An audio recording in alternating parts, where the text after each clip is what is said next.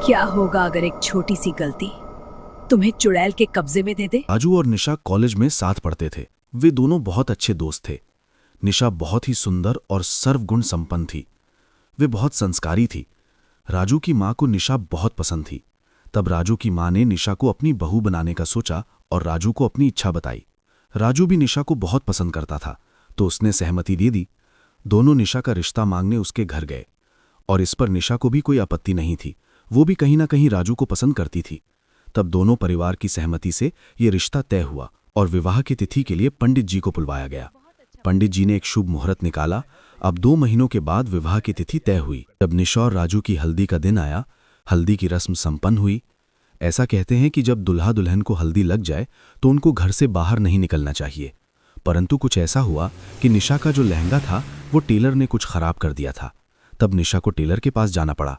रास्ते में जब निशा गाड़ी में आ रही थी तब उसने अपने ड्राइवर को गाड़ी रोकने को कहा। निशा को लगा कि किसी ने उसको पुकारा है। जहां गाड़ी रुकी वहां ठीक सामने एक सुनसान घर था जहां कोई आता जाता नहीं था। निशा गाड़ी से उतरी और उस घर की तरफ जाने लगी। उस घर के दरवाजे के सामने बहुत सुंदर फूल का पौधा था। निशा को वहां फूल बहुत आकर्षक लगा और उसने वह तोड़ लिया और अपने पास रख लिया। ड्राइवर ने आवाज लगाई, निशा देवी चलिए, आपका सभी इंतजार कर रहे होंगे। निशा ने उस फूल को अपनी डायरी, जिसमें वह अपनी हर बात लिखती थी, उसमें रख दिया। अब विवाह का दिन आया। सभी बहुत खुश थे। विवाह संपूर्ण हुआ। सभी रस्मों के बाद निशा की विदाई हुई। निशा, राजू और माँ घर आ गए। जब निशा को दरवाजे पर चावल का कलश गिराने को कहा तब उसने उल्टे पैर से उल्टी तरफ कलश गिराया। रिश्तेदार फुसफुसाने लगी कि ये तो बहुत अपशगुन है, ये क्या कर दिया। तब राजू ने निशा का साथ दिया और कहा कोई बात नहीं, बहुत थक गई है, और उस बात को हंसी में उड़ा दिया। अगले दिन जब निशा बाल बना रही थी तब उसको महसूस हुआ कि उसके पीछे कोई खड़ा है। उसने पीछे मुड़कर देखा पर वहां कोई नहीं था। निशा को लगा कि ये उसका वहम है, इसलिए उसने इस बात को किसी से साझा नहीं किया। अगले दिन निशा जब आईने में निहार रही थी तब उसने आईने में कुछ देखा और वह बहुत डर गई। जैसे ही वह मुड़ी वहां पर कोई नहीं था। इस बार निशा सच में बहुत डर गई थी। उसको डरा हुआ देख राजू ने निशा से पूछा, क्या हुआ, घबराई हुई क्यों हो? इस पर निशा ने कहा कुछ नहीं, क्योंकि वह अभी तक यही नहीं समझ पा रही थी कि सच क्या है या वहम है। उसको लगा कि घर नया है इसलिए ये सब हो रहा है। निशा को अपने शरीर पर कुछ हावी होता हुआ महसूस हुआ। वह किसी को कुछ बता भी नहीं पा रही थी। निशा अपने कमरे में ही रहने लगी। इस बात से राजू की माँ को थोड़ी सी नाराजगी थी। 1 सप्ताह बाद राजू ने दफ्तर जाना शुरू किया। जब राजू दफ्तर गया तब राजू की माँ को निशा के कमरे से आवाज आ रही थी।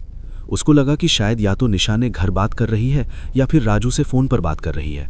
परंतु थोड़ी देर बाद बहुत जोर जोर से रोने की आवाज आने लगी। तब राजू की माँ दौड़ी दौड़ी निशा के पास गई, परंतु सब कुछ ठीक हो चुका था। निशा सो रही थी। तब राजू ने कहा, माँ हो सकता है ये आपका वहम हो। परंतु राजू की माँ को पता था कि जो दृश्य आज उन्होंने देखा है वह सच है। उसी रात जब राजू और निशा सोए हुए थे तब राजू ने जैसे ही करवट ली, निशा बिस्तर पर नहीं थी। तब राजू ने उठकर इधर उधर ढूंढा, आवाज लगाई, लेकिन कहीं से कुछ आवाज नहीं आई। राजू अपनी माँ की कमरे में गया और उन्होंने दोनों ने मिलकर निशा को ढूंढा, पर निशा घर पर नहीं थी। फिर दोनों बाहर देखने गए तो निशा एक सुनसान घर की तरफ बढ़ रही थी। ये वही घर था जहां से निशा ने वही फूल तोड़ा था। राजू ने आवाज लगाई। निशा अचानक से रुक गई। जैसे ही उसने पीछे मुड़कर देखा तो उसकी आंखें लाल थीं, मानो वह निशा हो ही नहीं। इतने में निशा बेहोश हो गई। ये सब घटना राजू और उसकी माँ ने रिश्तेदारों को बताई। जब उन्होंने रिश्तेदारों ने एक तांत्रिक के बारे में बताया और कहा कि अब आपकी मदद वही कर सकते हैं। वह रात राजू और राजू की माँ के लिए बहुत लंबी थी। अगले दिन जैसे ही सुबह हुई दोनों उस तांत्रिक के पास हड़बड़ाए हुए पहुंचे। अपनी सारी व्यथा उन्होंने तांत्रिक को बताई। उनकी बात सुनकर तांत्रिक समझ गया कि निशा पर तो कोई चुड़ैल ने कब्जा किया है और क्योंकि अमावस्या आने वाली है तो वह निशा को अपने साथ उसी घर में ले जाने आई है। तांत्रिक ने सामग्री लिख कर दी और कहा कि आज रात हम विधि करेंगे।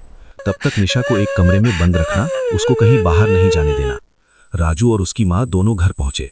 उन्होंने देखा कि निशा अपने कमरे में बिस्तर पर सो रही है। तभी उन्होंने दरवाजा बंद किया और ताला लगा दिया। सारी सामग्री इकट्ठा की और इंतजार करने लगे। शाम होते होते निशा की आवाज आने लगी। वह बोलने लगी, राजू दरवाजा खोल दो, माँ दरवाजा खोल दो। वह बार बार गुहार लगाने लगी। एक पल राजू को लगा कि दरवाजा खोल देना चाहिए, लेकिन माँ ने उसे रोक दिया। रात होने को थी। एक एक पल बहुत मुश्किल से गुजार रहा था। तांत्रिक ने दरवाजा खटखटाया। माँ ने दरवाजा खोला। तांत्रिक को देखते ही दोनों की सांस में सांस आई। तांत्रिक ने अपनी प्रक्रिया शुरू की और मंत्र का जाप करने लगा। तभी अंदर से बहुत तेज चीखने की आवाज आई। तांत्रिक ने राजू को कहा कि जब मैं इशारा करूं तुम तुरंत दरवाजा खोल देना, परंतु निशा से दूर रहना। वह गिड़गिड़ाएगी परंतु तुम्हें पास नहीं आना है। जैसे ही तांत्रिक ने इशारा किया, राजू ने दरवाजा खोल दिया और निशा को देखकर सभी डर गए। वह तांत्रिक की तरफ दौड़ी। निशा इतनी भयावह थी कि राजू और उसकी मां को समझ नहीं आया कि क्या करें। जैसे ही निशा तांत्रिक की तरफ आई, तांत्रिक ने निशा के पूरे शरीर पर कुछ लाल रंग का पाउडर फेंका और निशा वहीं बैठ गई। तांत्रिक ने पूछा, तुम कौन हो और बच्ची के शरीर में क्या कर रही हो? निशा के अंदर जो चुड़ैल थी वह बोलने लगी। उसकी आवाज में बहुत दर्द था। उसने बताया, तब जब मैं उस घर में शादी कर कर दुल्हन बनकर आई थी, परंतु मेरे पति ने जलाकर मुझे मार दिया। तब से मैं वहीं भटक रही हूँ। निशा ने वहाँ से फूल तोड़ा था, तभी से मैं इसके साथ आ गई हूँ। जैसे ही ये बात तांत्रिक को पता लगी, तांत्रिक ने तुरंत राजू को कहा कि वह फूल लेकर जला दिया हो।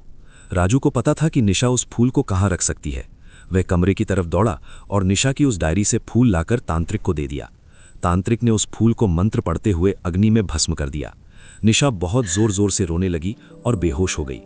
राजू ने निशा को उसके कमरे में बिस्तर पर सुला दिया और तांत्रिक और राजू उस फूल की राख को लेकर उस सुनसान घर में रखाए। तांत्रिक ने कहा कि अब आप निश्चिंत हो जाएं, अब आपकी बहू सुरक्षित है। राजू और उसकी मां ने चैन की सांस ली।